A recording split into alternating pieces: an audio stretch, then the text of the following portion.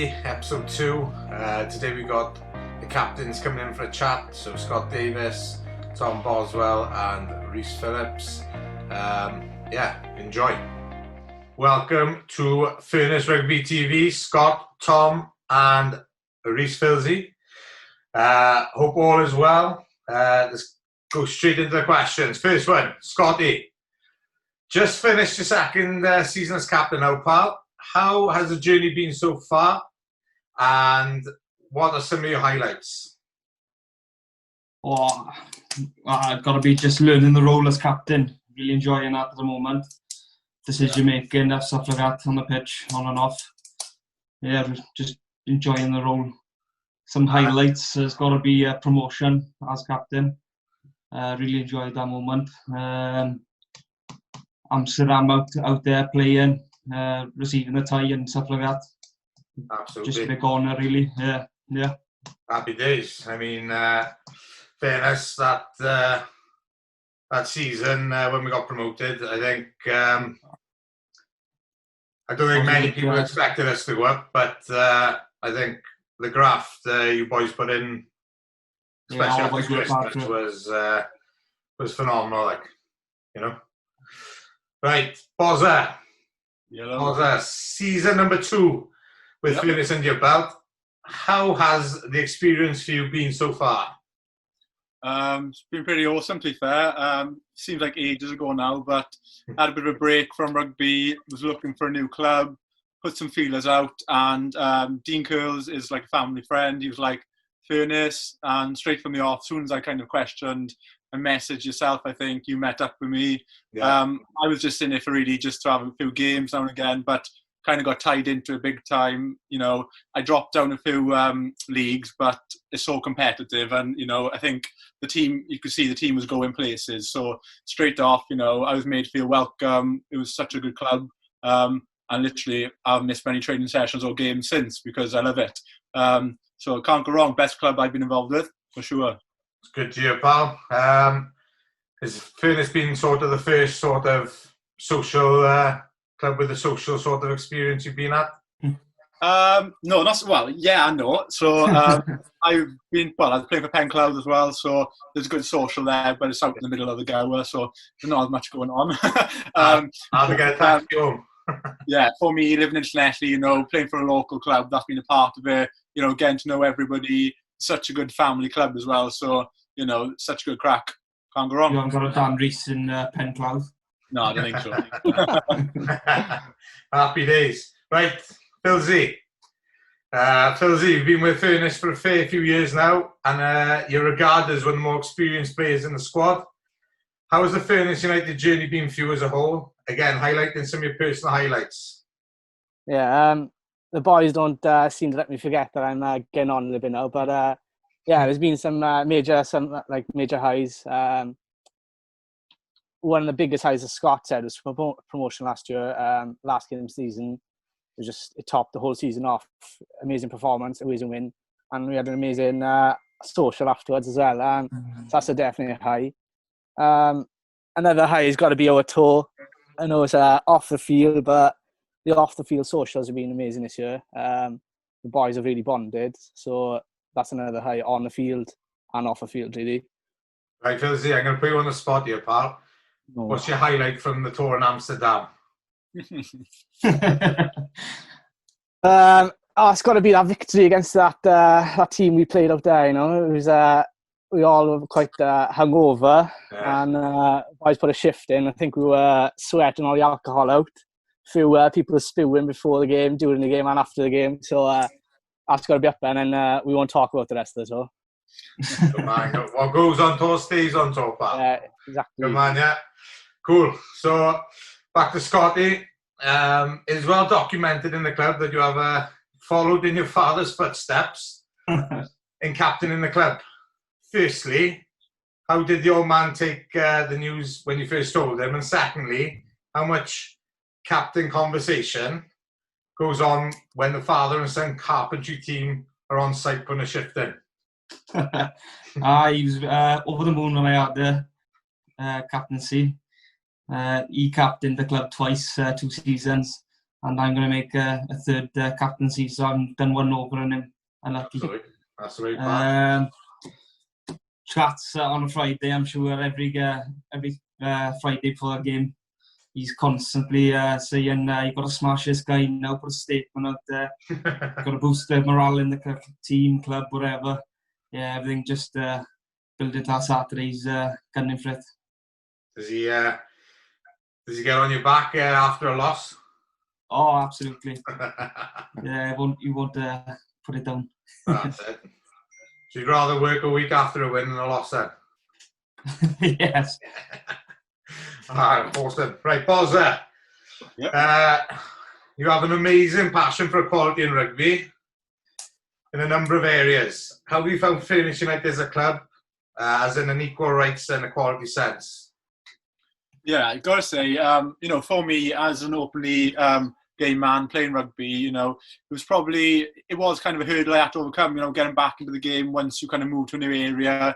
You always got those stigmas in the back of your head, how am I going to be received at the club, whatnot. But I've got to say, from the outset, really, everything was just positive, really, everyone just based their opinion on me, on what I could do on the field, and that's all you really want. And I've got to say, I'm a father, my husband comes to the club. That's probably my proudest moment, was the day when my son came to watch me for the first game, with my husband and the rest of the family on the side of the pitch. They've been welcomed into the club, and really, rugby is a sports for all. I think it's one of the most inclusive sports out there. I know there's been some bad rep lately, but as a whole, Welsh rugby, is such an inclusive sport. And I know the WRU do a lot of work, in regards to inclusive rugby and just make the game, open for all. So, it's really good, coming from a local team, and fair play to our leagues. I've had no stick, nothing, lots of people know I'm gay, it's not hidden, it's never an issue, so got to give it to everybody. Fair play. Right, I'm going to put you on the spot now, Bozza. Right. As you said, you've got a boy now in the family. Yeah. Whose position in Furnish United RFC's first team is he taking? And why? 100% taking Dan Reese's position.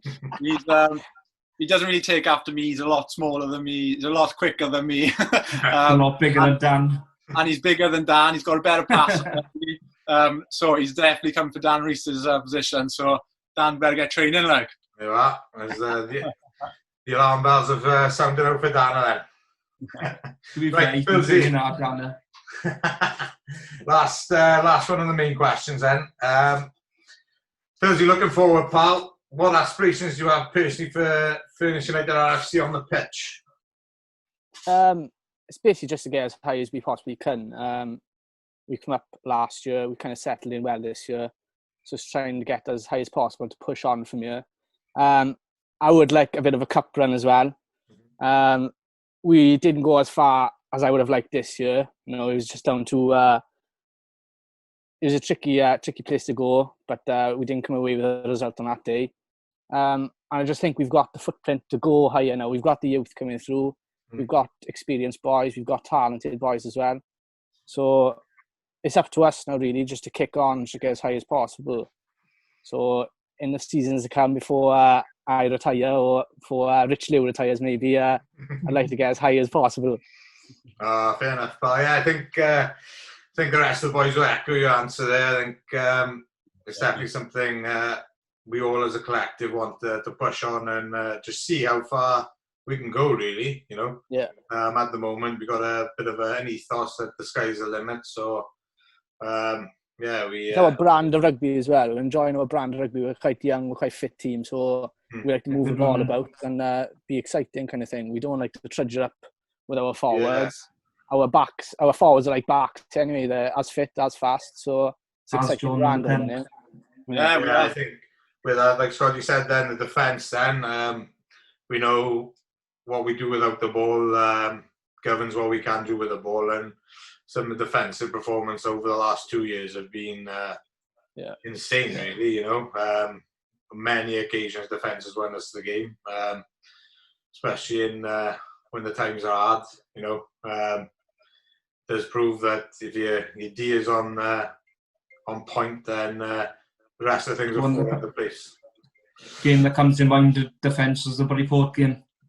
Yeah, I mean, yeah, even though it was a friendly, the boys dug in, gave Buddy Port a lot of problems, problems that they needed to solve, and yeah, just tight affair, just nicked it by 2 points, I think it was. But yeah, that's sort of the defensive displays that we've been accustomed to, and kind of renowned for now. So it's all good, boys. Yeah.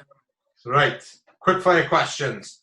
I'll ask the questions. One would answer. I'll say your name. You just give me the answer after, okay? Okay. Number one. Who is your all-time favourite rugby player? Scott. Sonny Bill. Tom. Gotta be Dave Pocock. Phil Z. John Alumu. Number two. Who has been the biggest influence on your rugby career? Tom.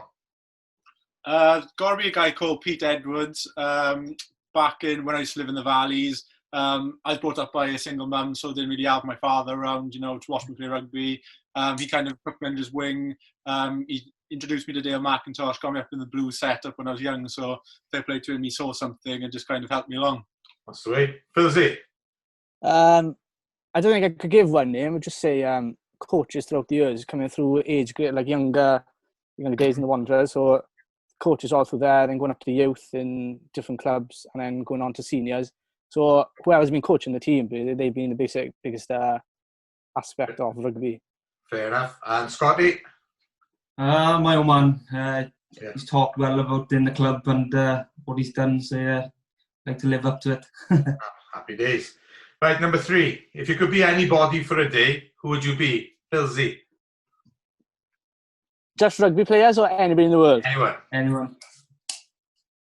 At a specific time, I'd have gone Gavin Henson when he kicked that kick against England on that performance. So that's one name I'd stick to. But just in that game, I wouldn't be in for the rest of it though. Cool. Scott. Donald Trump, powerful man. Class. Tom. Gotta be Beyonce, like. Gotta be. Beyonce. She's like the queen of the world, like. Yeah. Fair comment, Hey. You were telling me you wouldn't want to be Beyonce for a day. Fair enough. I can't comment on live TV, pal, but I can see where you're coming from, and I can see the rest of the boys. I'm not coming from the same angle as you lot, guys. Yeah. All right, moving on swiftly. Number 4, favorite meal, Scotty. Indian. Tom. Gotta be pizza. Phil Z. Medium rare steak with sweet potato fries. Nice. Okay, number 5, favorite brand of boots, Tom. Cheapest pair, but not Adidas. Adidas normally. Phil Z. Yeah, I got Adidas as well. Scotty. Adidas. There you are. Cool. So that's the quick fire done, lads. Last bit, we're going to have a bit of an Ask the Coach session. So you've all got one question each. Keep it PG, please. Who's starting off? Scotty. What do you want to achieve next year's season? What's your main goal? Main goal, spoke about it with other coaches. For me personally, it's going to be definite top 3. That's the ballpark. Going to see if we can stretch ourselves further than that. I mean, it's the first season in this league this year, and Christmas time, albeit some teams had games in hand, but we were second, and we are we were about 3rd or 4th when the season came to a close. So this season has been really good. We've had a few eye openers, and we've learned a few lessons. But for me, next season, definitely looking at top 3. If we can embed ourselves in sort of that group of teams, we can certainly adjust and kick on from there. Then once you get into that top three, anything can happen. Bozza? Right, put on the spot now, isn't it? Right. Yeah. How long then till Furness are in Div 1? Whoa, right. Cool. I've been coaching now for two full seasons. I had a 2-year plan to get promoted, so we did that in the season. I would say once Division 3 West B, should we get promotions, we'll call it a 5-year plan. So I think that's probably realistic to build a squad to take you through the sort of the divisions, and Phil's retires, isn't it? Yeah, before I retires. Gives us a year or two to embed ourselves in each of the leagues and see what happens.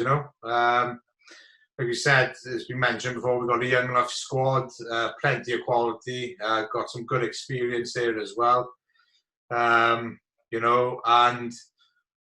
as like last season, for instance, we took on two teams pre-season, higher divisions than us, and won both games. So we're not out of our depth. Whenever a friendly's on the table, we always look to better ourselves. And I think, like, if you look at our squad, a lot of us have actually had Div 1, kind of experience as well. Yeah. So, there's a good mix now. So definitely, I know it's a big shout, but in a couple of years' time, innit? Yeah, I think, if we say like a 5-year plan, because obviously when you get to sort of Div 2, you're going to want 1, 2, 3 seasons there to embed yourselves. Again, you have to sort of recreate a base then to push on for Division 1. Div 2 is notoriously a hard division to get into and to get out of as well. So in between them, you need to embed yourselves there and get accustomed to sort of the team, the style of play, and who you're against, and then kick on then. So yeah. So I'd say 5-year plan. Let's call it the 5-year plan. Phil Z. Yeah, we've been talking about a few highlights throughout the years in Furness, so I just want to put you on the spot and say, is there one performance or one game that stands out to you as a highlight? There's been a fair few highlights. There's got to be that when we were up in Tonner to win promotion. I mean, you get promotion comes in many ways, shapes, or forms. There's some teams who win promotion weeks before the end of the season, but I think that at all, we went up there not promoted. We knew we had to win, secure a bonus point or what have you, or just get the win. And yeah, there was a certain amount of pressure on everyone going up there. We knew win, we get promoted, lose. We got a very good chance of staying in the same league again. But I think, the nerves certainly didn't get to any of you lads, or any of the boys really. We went up there and stuck to what we used to. We didn't panic. We started off, we built a good lead up there, taking points when they're off there, doing the basics well. D was again on point up there, and it's, we built the commanding lead by half time, and then second half, although the intensity was still there, it was a bit of we were all relaxing ourselves, and yet again we pushed forward with that. As Phil said earlier, we're promoted. We were up in Tonner, so the bus journey back as well was a great time, and got back to the club. And just to see everyone, all the locals and stuff, and promotion doesn't happen very often, but we'll take it any which way, shape or form it comes in. So for me, that was a standout one. There's been many performances that have been close to that, I quite like the fact that this season, where it was all new to us, the first sort of 2 or 3 games, we had 2 big wake-up calls really, with 2 losses, and then we didn't look back from that. we slightly adjusted of how we wanted to play the game in this league. And I think we didn't lose for 8 or 9 games on the bounce then, you know. So, yeah, that was equally as pleasing. But one standout moment that has got to be promotion. You know, it was one of them seasons where, you know, it's, you know, even the top team, you know, they had to wait to the last two games of the season to get promoted. So there wasn't any runaway teams in that. There was a group of 4 or 5 teams that, well, we all pushed each other right to the end, really. And you know, as far as a rugby man goes, that's what you want. So yeah, happy days. Right then, lads, I think we are all wrapped up. So thank you very much for your time and your answers and the insight to being leaders of the Cherry and Whites. Mm-hmm.